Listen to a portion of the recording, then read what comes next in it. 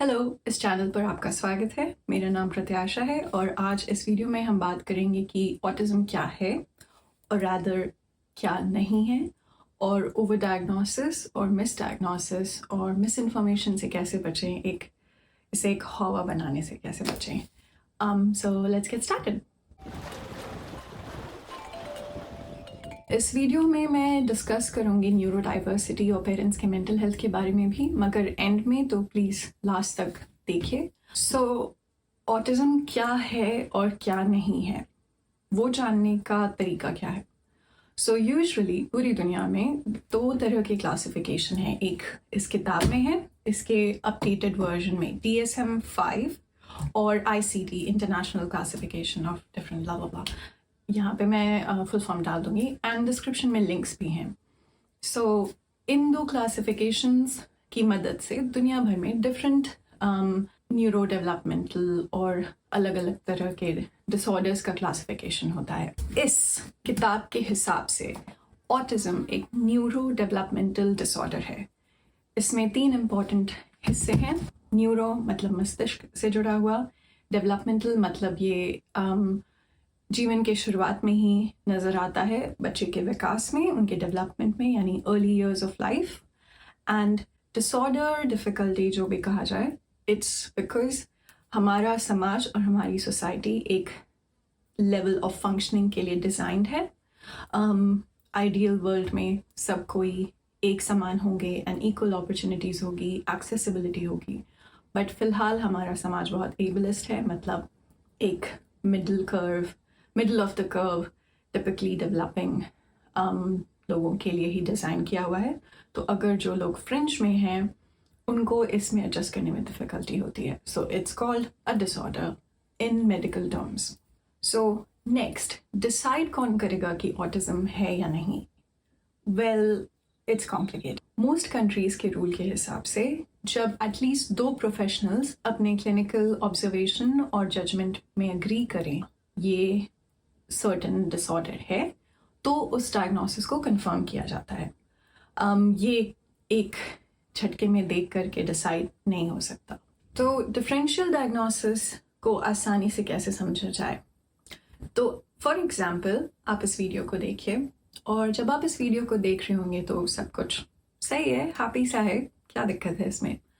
But अगर इसके ऊपर मैं एक सनसनी सा गूगल डॉक्टर वाला लेंस लगाऊं तो शायद आपको डाउट होने लगे। फॉर एग्जाम्पल, क्या आपका बच्चा गोल गोल घूमती हुई चीज़ों को देखना पसंद करता है? क्या आपके बच्चे अकेले ही खेलना पसंद करते हैं? क्या आपके बच्चे खुद को गोल गोल गोल गोल घुमाते रहते हैं? अगर ये चीज़ें प्रेजेंट हैं तो शायद आपका बच्चा ऑटिस्टिक है। बस गूगल के टॉप सिम्टम्स जो हर बच्चे टिपिकली डेवलपिंग ये चीज़ें करते हैं, अगर उससे एक डरावने टोन में बोला जाए तो आपको ये कन्विंस करने के लिए काफ़ी है कि शायद आपका बच्चा ऑटिस्टिक है, मगर ऐसा नहीं है। तो डायग्नोसिस का कंफर्म होना बहुत ज़रूरी है। ये मेरी समझ है कि जब बच्चों में बहुत सारे सेंसरी डिफ़िकल्टीज़ और बाकी कुछ चीज़ें ऑब्वियसली प्रेजेंट होती हैं, तो पेरेंट्स डिसाइड कर पाते हैं आसानी से कि हाँ यहाँ पे डाउट नहीं है, आई थिंक डेफिनेटली ऑटिज़म है। But except for extreme cases, अगर बहुत सारे पेरेंट्स की बात की जाए तो वो श्योर नहीं है कि शायद ऑटिज़म है या लैंग्वेज डिले है या कुछ और चल रहा है। एंड इन पेरेंट्स के लिए ये बहुत इम्पॉर्टेंट है कि डायग्नोसिस सही है या नहीं, बिकॉज आगे का ट्रैक इस पे डिसाइड होता है। देखिए, चाहे ऑटिज़म हो या ना हो, अल्टीमेटली अगर आपके बच्चे में लैंग्वेज डिले है या सेंसरी से जुड़े कुछ डिफ़िकल्टीज आप नोटिस कर रहे हैं, तो उसका पाथ आगे थेरेपी ही है। फ़िलहाल जो ट्राइड टेस्टेड थोक बजा के चेक किया हुआ कि इससे डिफरेंस आता है, इससे मदद होती है, वो रिहैबिलिटेटिव एंड थेरेपी बेस्ड ही है। वहाँ कोई सप्लीमेंट मैजिकल सॉल्यूशंस नहीं है। So coming back to misdiagnosis, ये इसलिए इम्पॉर्टेंट है क्योंकि आजकल बहुत सारे वीडियोस ऐसे हैं जो कहते हैं ये खिलाने से ऑटिज़म रिकवर हो गया और ये कराने से ऑटिज़म ख़त्म हो गया, बट ऐसा नहीं होता है। सो मिस डायग्नोसिस और ओवर डायग्नोसिस से बचना बहुत ज़रूरी है, क्योंकि आजकल ये एक हौवा सा बना दिया गया है। अगर पेरेंट्स को ऑटिज्म बोल दिया जाए तो वो घबरा जाएंगे, वो हर थेरेपी के लिए हाँ कह देंगे। दिन में 5 अलग अलग तरह की थेरेपी, बच्चा हर दिन थेरेपी के लिए जा रहा है, वो सारी चीज़ों को मान जाएंगे। एंड आई थिंक ये सही नहीं है, not for parents, not for kids for sure. आपका बच्चा घंटों तक थेरेपी में नहीं होना चाहिए, ही दे हैव अ लाइफ। सो मिसडायग्नोसिस से बहुत सारे प्रॉब्लम्स जुड़े हुए हैं, क्योंकि पेरेंट्स को मिसलीड किया जा रहा है। और जिन बच्चों को सही में बहुत सारे एफर्ट्स की ज़रूरत है, जो एक्चुअली ऑटिस्टिक हैं, उनकी चैलेंजेस को मिनिमाइज किया जा रहा है, ये कह के कि बस कोई बात नहीं, आप हमारे यहाँ आ जाइए और सब कुछ ठीक हो जाएगा, और ये छू मंतर करके गायब कर दिया जाएगा। बट आई एम सॉरी, ऐसा नहीं होता है। That's just the reality. Autism का एक बहुत स्ट्रॉन्ग जेनेटिक बेसिस है। ऑटिज्म हमारे ब्रेन की डेवलपमेंट को चेंज करता है या डिफर करता है कुछ हद तक। एंड ब्रेन इज प्लास्टिक, हम बहुत सारी चीज़ें सीख सकते हैं लाइफ में। सो इसका मतलब ये नहीं है कि कोई भी स्किल्स नहीं आएंगे या कोई बदलाव नहीं होगा। हाउएवर, ये समझना ज़रूरी है कि इससे छू मंतर नहीं किया जा सकता, आपको इस पे काम करना होगा। Back to professional diagnosis. हमारे फील्ड में एक डिफरेंशियल डायग्नोसिस का टर्म होता है, जिसका मतलब है कि आपके सामने x number of symptoms and science present किए गए हैं, पेरेंट्स रिपोर्ट करते हैं, आप ऑब्जर्व करते हैं, एंड इस सारी इंफॉर्मेशन को देख कर समझ कर जज करना है कि क्या ये ऑटिज्म है, या ये जस्ट लैंग्वेज डिले है, या ये सेंसरी से रिलेटेड है, या ये कॉम्बिनेशन ऑफ फैक्टर्स है। सो इट्स नॉट पॉसिबल कि आपने बस एक नज़र डाली और कह दिया कि है ऑटिज्म है या ऑटिज्म नहीं है, राइट? इस स्क्रीन पर अगर आप देख रहे हैं तो DSM, ICD, national autistic society, CDC America, इनके वेबसाइट्स पर ऑटिज्म के डायग्नोसिस के ऊपर बहुत सारी जानकारी है।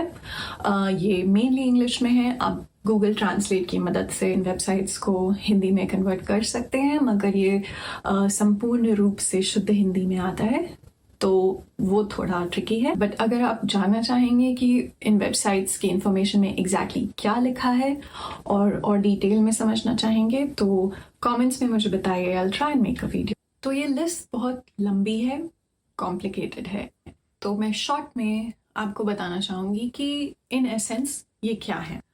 So key symptoms are sensory sensitivities and stimming. Sensory sensitivities होना मतलब शरीर के अंदर के जो सेंसेशंस हैं, अंदरूनी जो सिग्नल्स आ रहे हैं, वो खुद में बैलेंस्ड नहीं है। तो कभी कुछ बच्चे हाइपर सेंसिटिव होते हैं आसपास के एनवायरनमेंट से, लाइक साउंड्स, लाइट, तो वो अपने कान बंद कर सकते हैं। वो कोशिश करेंगे कि किसी कॉर्नर में रहें या किसी चीज़ के सोफे के पीछे ब्लैंकेट के अंदर लाइट को कट ऑफ करें, क्योंकि उनके लिए बहुत एक्सट्रीमली हाई सिग्नल है एंड वो ज़्यादा सेंसिटिव हैं। सेंसरी नीड्स खाने और कपड़े पहनने और रूटीन एक्टिविटीज़ से भी रिलेटेड हो सकते हैं। जैसे अगर आपके बच्चे को सिर्फ एक ही तरह का खाना पसंद है और day in and day out वो एक ही खाना खाएंगे, चाहे आप कितनी भी कोशिश कर लें।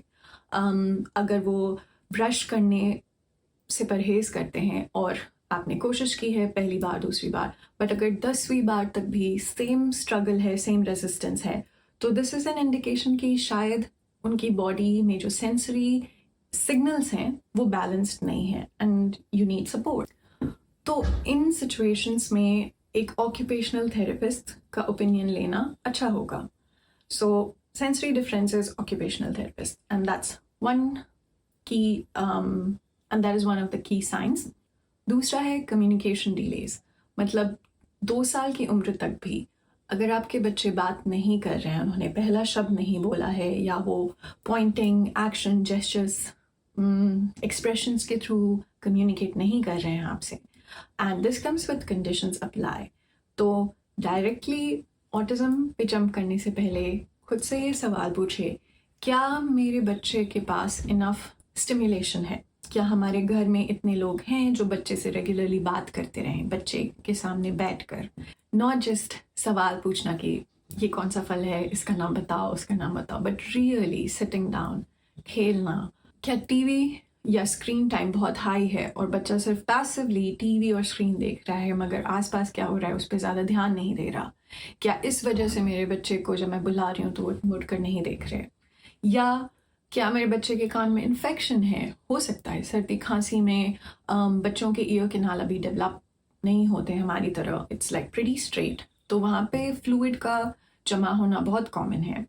तो क्या बच्चों को मेरी आवाज़ सुनाई नहीं दे रही? एंड ये सारे test and screenings and checks के बाद ही जब आप कंफर्म हो कि नहीं, हम घर पे बच्चे से बात करते हैं, उनके साथ खेलना चाहते हैं और कोशिश करते हैं कि उनके लेवल पर ज़मीन पर बैठकर वो कहाँ देख रहे हैं उनके साथ बातचीत करें, घुले मिले बाहर लेकर जाएं, नहीं उनका स्क्रीन टाइम बहुत हाई नहीं है, उनके कान हमने चेक करवा लिए हैं, कान बिल्कुल ठीक है, और उसके बाद भी लैंग्वेज डिले है, वो बात नहीं कर रहे, वो पॉइंटिंग एक्शंस नहीं कर रहे, देन दैट्स अ साइन कि may be there is a possibility कि मेरा बच्चा ऑटिस्टिक है।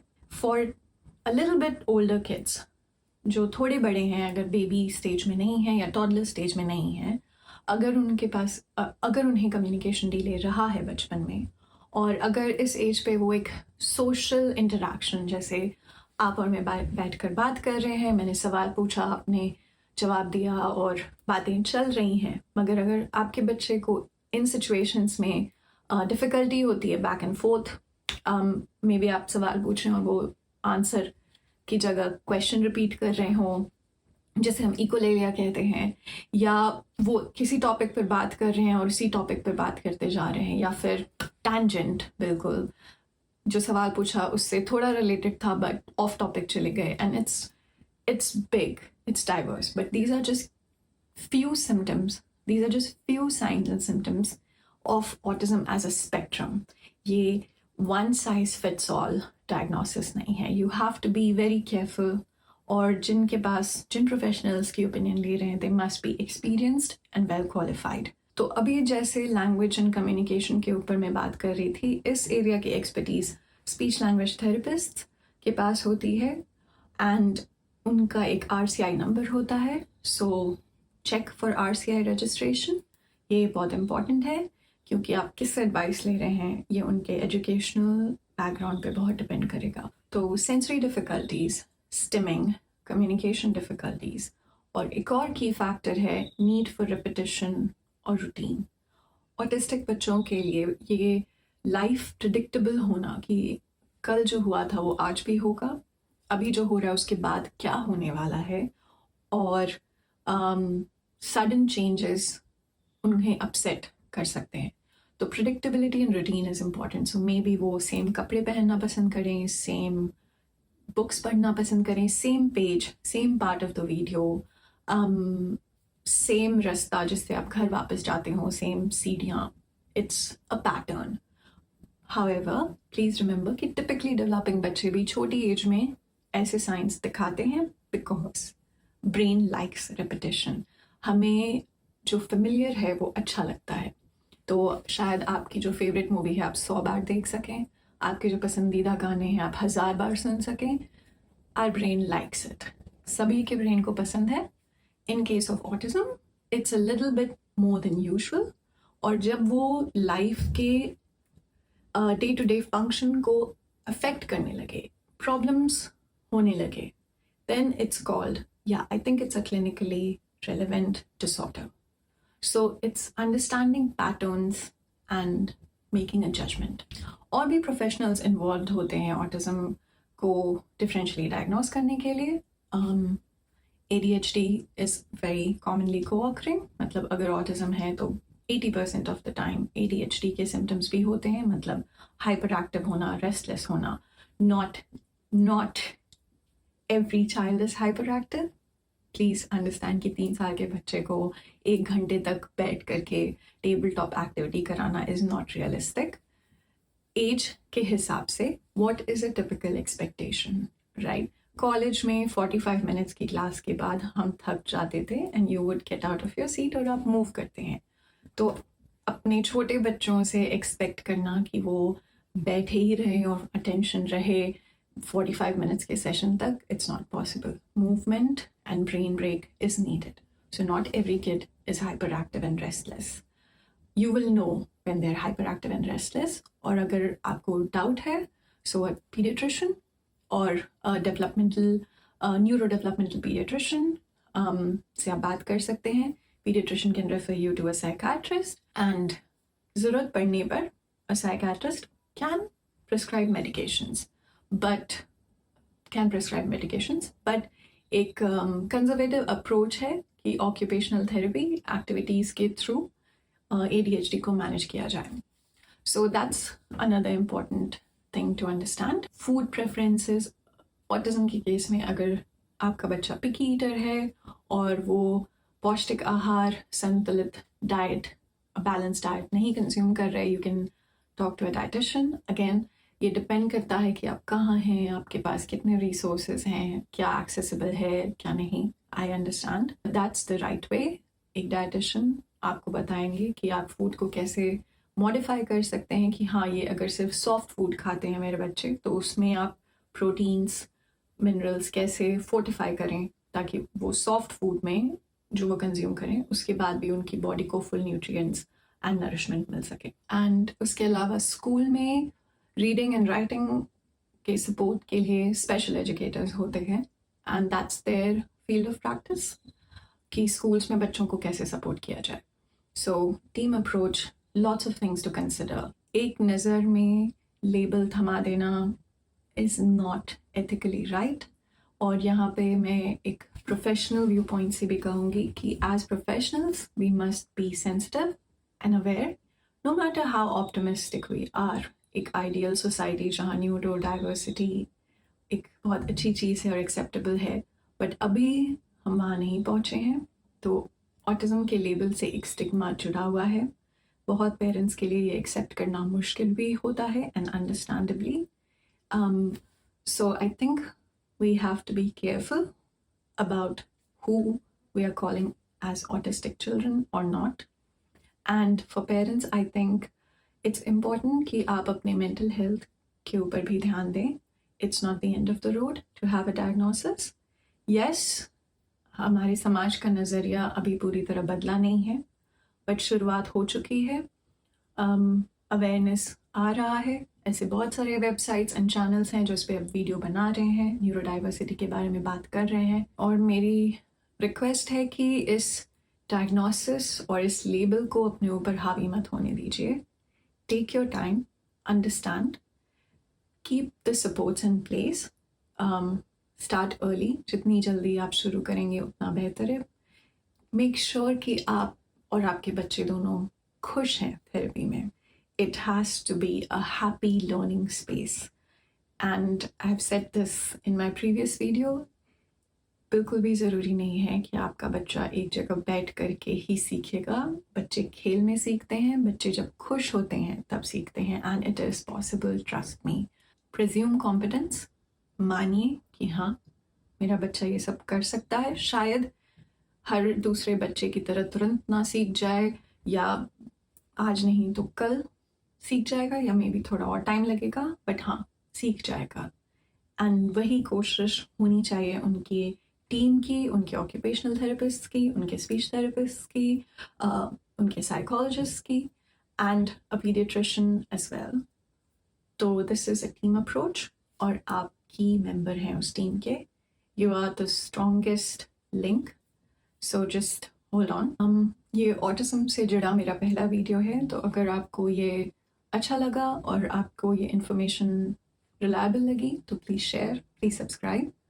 नेक्स्ट वीडियो में मैं ऑटिज्म के मैनेजमेंट के लिए, यानी हम घर पर क्या कर सकते हैं, और what is happy learning look like, उन चीज़ों के ऊपर बात करूँगी. So stay tuned. एंड फ़िलहाल अगर आपके मन में कोई क्वेश्चंस हैं या कोई टॉपिक्स हैं जिसके ऊपर आप वीडियो देखना चाहते हैं, so please leave a comment in the comment section, और मेरी कोशिश होगी कि मैं उस पर भी एक वीडियो बनाऊँ. Thank you for watching till the end, and see you next time.